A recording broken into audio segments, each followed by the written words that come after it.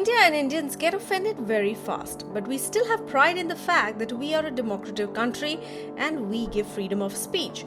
But it's just there in words. Movies too aren't pardoned and do not have freedom in entirety, even though there are ratings.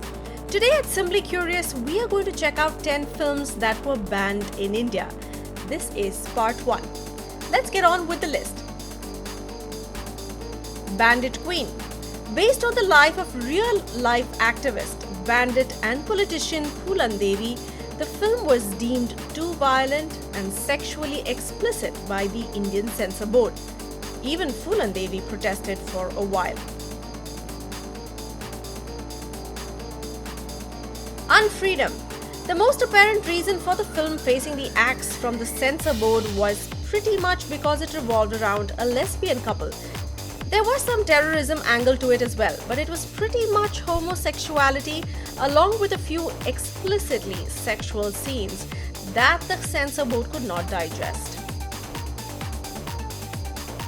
Panch. The Anurag Kashyap thriller was said to have been based on the Joshi Abhyankar serial murders in 1997. If that wasn't enough for the Censor Board, there was also a lot of foul language, violence and sex.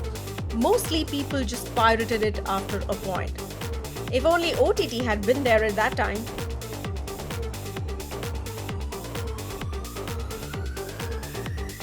Gandu. Well, the name itself was enough to send jitters down the Censor Board's spine. This Bengali film was way ahead of its time and earned a ban for its depiction of sexual content. Kissa Kursi Ka.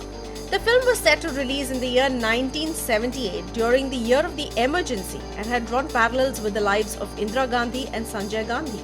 A political spoof, the film was banned by the Congress government for lampooning the emergency.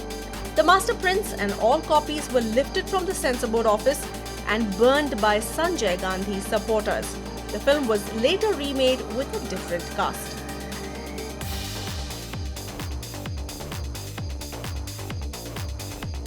Low. While the critically acclaimed film has found a home on Netflix, according to GQ, the filmmakers did try to release the film in theatres, but their efforts were in vain.